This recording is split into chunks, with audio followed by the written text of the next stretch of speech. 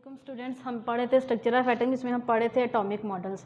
तीसरा जो मॉडल हम लोगों ने पढ़ा था रदरफोर्ड एटॉमिक मॉडल, जिसका एक डिफेक्ट आ गया था, इलेक्ट्रॉन क्या करता है, एनर्जी कॉन्टीन्यूसली इमिट करता रहता है और फॉल कहा जाता है इनटू न्यूक्लियस। तो उसी को फिर मॉडिफाई किया था बोहर ने।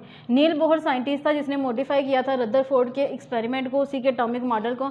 उसने क्या यूज़ किया था, क्वांटम थ्योरी को यूज़ किया था, जो मैक्स प्लैंक ने दी थी 1900 में। ठीक है, उसके पास्टुलेट जो से थे, उसने एक थ्योरी दी थी जिसके उसने पास्टुलेट्स दिए थे 1913 में। इसके जो पास्टुलेट्स आ जाते हैं, सबसे पहला जो पास्टुलेट इसने उसकी थ्योरी को ही लेके एक्सप्लेन किया था, वो क्या था कि इलेक्ट्रॉन जो से हैं वो रिवॉल्व करते हैं around the nucleus in circular path, और उस सर्कुलर पाथ को उसने नाम दे दिया था ऑर्बिट्स का।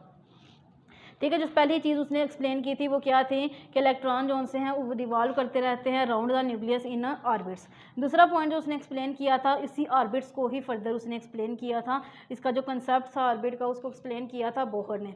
बोहर ने क्या कहा था कि जो सर्कुलर पाथ है जिसमें इलेक्ट्रॉन रिवॉल्व करते हैं, इसको हम कहते हैं ऑर्बिट्स, या फिर दूसरा नाम इसको उसने दिया था शेल्स का। अब इन शेल्स की या फिर इन ऑर्बिट्स की क्या होती है, अपनी स्पेसिफिक एनर्जी होती है। ठीक है, इस वजह से उसको दूसरा नाम दिया गया था एनर्जी लेवल्स का।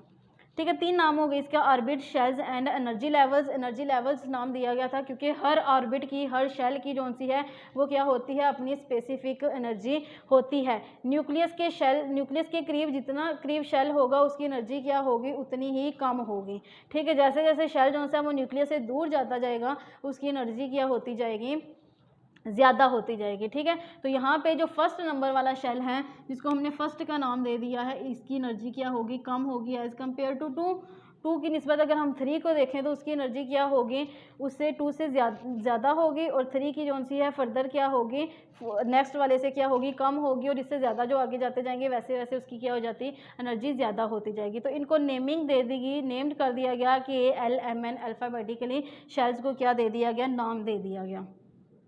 ठीक है, ये जो शेल्स था, जो एनर्जी लेवल्स था, इसका कंसेप्ट दिया था बोहर ने।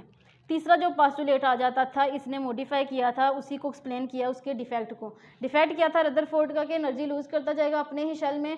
ठीक है, जैसे जैसे लूज़ करता जाएगा वैसे वैसे उसकी एनर्जी कम होती जाएगी और जाके न्यूक्लियस में गिर जाएगा। जबकि इसने क्या कहा, इसने कहा कि जब वो अपने शेल में मौजूद है, यहाँ पे रिवॉल्व कर रहा है, तो वो क्या करेगा, उसकी एनर्जी रिमेन सेम रहेगी, ना ही वो एनर्जी गेन करेगा ना ही वो एनर्जी लूज़ करेगा, उसकी जो एनर्जी है वही उसकी एनर्जी रहेगी। ठीक है, चौथा पास्टुलेट इसी को, एनर्जी को उसने एक्सप्लेन किया था कि एनर्जी जो सा है वो इमिट भी करेगा, गेन भी करेगा, लेकिन उस सूरत में जब वो अपना शेल चेंज करेगा। ठीक है, और वो जो एनर्जी डिफरेंस आ जाएगा वो इन द फॉर्म ऑफ होगा E2 minus E1 is equal to HV। ठीक है, इस फॉर्म में जो सा था, रेडिएशंस की फॉर्म में ये क्या करेंगी, एनर्जी को इमिट करेंगी। अब कौन सा शेल जो सा है, कौन सा इलेक्ट्रॉन जो सा एनर्जी गेन करेगा और कौन सा इलेक्ट्रॉन एनर्जी रिमूव करेगा। ठीक है, अब यहाँ पे हमने पीछे एनर्जी लेवल्स के हवाले से पढ़ लिया कि जो शेल न्यूक्लियस के जितने दूर होगा उसकी एनर्जी उतनी ज़्यादा होगी। ठीक है, और जो जितना करीब होगा उसकी एनर्जी उतनी ही कम होगी। तो जब हमने किसी एटम में इलेक्ट्रॉन ऐड करवाना है, ठीक है, इलेक्ट्रॉन मूव कर रहा है from outside to inside the atom. ठीक है, अब वो आउटसाइड था, इसका मतलब ये था उसकी एनर्जी क्या थी, ज़्यादा थी। ठीक है, उसने अब अंदर जाना है, न्यूक्लियस के करीब जाना है। ठीक है, न्यूक्लियस के करीब जाने के लिए उसके पास एनर्जी कम होनी चाहिए, तो वो क्या करेगा, अपनी एनर्जी कम करेगा by emitting radiations in the form of light. ठीक है, तो वो क्या करेगा, रेडिएशंस इमिट करेगा, एनर्जी अपनी रिमूव कर देगा बाय इमिटिंग रेडिएशन, और तब वो क्या होगा, उसमें ऐड हो जाएगा, और जब ये मूव करेगा फ्रॉम E टू E1। ठीक है, एक एनर्जी लेवल से दूसरे एनर्जी लेवल में जा रहा है, हायर से लो की तरफ, तो अपनी एनर्जी को कम करेगा बाय इमिटिंग रेडिएशंस। ठीक है, दूसरी चीज़ आ जाती है इलेक्ट्रॉन रिमूव करवाना। ठीक है, किसी एटम में से जब हम इलेक्ट्रॉन रिमूव करवाते हैं, हम न्यूक्लियस के करीब से उसको दूर लेके जा रहे हैं। ठीक है, दूर लेके जाने के लिए अब लो एनर्जी स्टेट से उसने आना है हायर एनर्जी स्टेट में। तो अब लो से हाई में आने के लिए उसको एनर्जी की ज़रूरत है, तो वो क्या करेगा, एनर्जी ऑब्जॉर्ब करेगा। ठीक है, तो इस केस में क्या करेगा, वो एनर्जी ऑब्जॉर्ब करेगा, और जब उसने मूव करना है फ्रॉम हायर टू लो, तब वो क्या करेगा, एनर्जी जो सा इमिट करेगा। तो ये दो केस हो गए। अगर वो अपने ऑर्बिट में शेल में ही मूव कर रहा है तब क्या करेगा, वो अपनी एनर्जी उसकी रिमेन सेम रहेगी, ना ही वो लूज़ करेगा और ना ही गेन करेगा। ये एक जो सा था उसको एक्सप्लेन किया था उसके डिफेक्ट्स को। पांचवा पॉइंट जो उसने दे दिया था वो था एंगुलर मोमेंटम। अब एंगुलर मोमेंटम क्या होता है, कोई जब कोई भी चीज़ जो सी जब सर्कुलर पाथ में मूव करती है, उसका कोई मैस है, उस सर्कुलर पाथ में मूव कर रही है तो ज़ाहिर है उसका रेडियस भी होगा, और एक खास स्पीड से मूव कर रही है तो उसकी वेलोसिटी भी होगी। तो इस सब का जो प्रोडक्ट आ जाएगा मैस, वेलोसिटी एंड रेडियस, इसको नाम दिया जाता है एंगुलर मोमेंटम का। तो इलेक्ट्रॉन सर्कुलर पाथ में मूव कर रहा है, उसका मैस भी है, उसकी वेलोसिटी भी है, एक खास स्पीड से मूव कर रहा है, और उसका सर्कुलर पाथ में मूव करने की वजह से रेडियस भी है। तो ये जो इलेक्ट्रॉन है इसका जो एंगुलर मोमेंटम होता है वो क्या होता है, एक इंटीग्रल है उसके इक्वल होता है, जो कि क्या है NH/2 पाई। अब यहाँ पे n क्या है, नंबर ऑफ शेल। अब वो इलेक्ट्रॉन नंबर ऑफ 1 शेल में है या 2 में है या 3 में है, ये n वैल्यू हमें क्या बताएगी, नंबर ऑफ शेल के बारे में। h जो सा है, चूँकि इसने प्लांक थ्योरी यूज़ की थी, ठीक है, उसकी थ्योरी यूज़ की थी, तो h जो सा है वो प्लांक कांस्टेंट है, इसकी वैल्यू फिक्स्ड होती है, जो कि क्या है 6.67 × 10⁻34 जूल सेकेंड।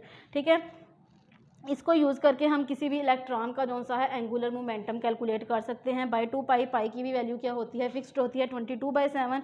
उसको लिखें तो हम क्या लिखते हैं, मोस्टली 3.144। तो इस तरह हम n अगर पता हो कौन से शेल में है, फर्स्ट में है, सेकंड में है, थर्ड में, तो n की वैल्यू पुट करेंगे, h की वैल्यू कांस्टेंट है, और पाई की वैल्यू पुट करके हम किसी भी इलेक्ट्रॉन का जो सा है वो एंगुलर मोमेंटम कैलकुलेट कर सकते हैं। नेक्स्ट जो उसने छठा पोस्टुलेट दिया था वो क्या था, वही था जो उसने रदरफोर्ड वाला था, कि कोई भी इलेक्ट्रॉन जो सा है वो न्यूक्लियस के अंदर फॉल नहीं करता। क्यों? क्योंकि एक तो फोर्स ऑफ अट्रैक्शन उसमें है कि जो न्यूक्लियस है वो अट्रैक्ट कर रहा है इलेक्ट्रॉन नेगेटिव को, ठीक है, क्योंकि अपोजिट चार्जेस एक दूसरे को क्या करते हैं, अट्रैक्ट करते हैं। ठीक है, तो न्यूक्लियस पे चूँकि पॉजिटिव चार्ज है, इलेक्ट्रॉन पे नेगेटिव चार्ज है, तो ये पॉजिटिव चार्ज क्या करेगा, चूँकि पॉजिटिव चार्ज जो सा है मैस हमने पढ़ा, होल मैस जो सा है मोस्टली कवर किया होता है किसने, न्यूक्लियस ने। तो न्यूक्लियस का मैस ज़्यादा होने की वजह से ये क्या करेगा, इलेक्ट्रॉन को अपनी तरफ अट्रैक्ट करेगा। ठीक है, अगर ज़्यादा अट्रैक्शन होगी तो क्या होगा, एक वक्त ऐसा आएगा न्यूक्लियस जो सा इलेक्ट्रॉन जो सा वो जाके न्यूक्लियस में गिर जाएगा। ऐसा नहीं होता। क्यों? क्योंकि इस फोर्स ऑफ अट्रैक्शन को बैलेंस करती है सेंट्रीफ्यूगल फोर्स। अब सेंट्रीफ्यूगल फोर्स क्या है, सेंट्रीफ्यूगल फोर्स वो फोर्स है जो किसी भी चीज़ को क्या करती है, सर्कुलर पाथ में मूव करती है आउटवर्ड, ठीक है, बाहर की तरफ धकेलती है, लेकिन मूव जो सी है वो क्या करती है, सर्कुलर पाथ में ही मूव करती है। ठीक है, तो ये जो सेंट्रीफ्यूगल फोर्स है ये बैलेंस कर देगी फोर्स ऑफ अट्रैक्शन को, जिसकी वजह से क्या करेगा, न्यूक्लियस जो सा है, इलेक्ट्रॉन जो सा वो न्यूक्लियस की तरफ मूव नहीं करेगा, बल्कि क्या करेगा, अपने ही शेल में रिवॉल्व करता रहेगा।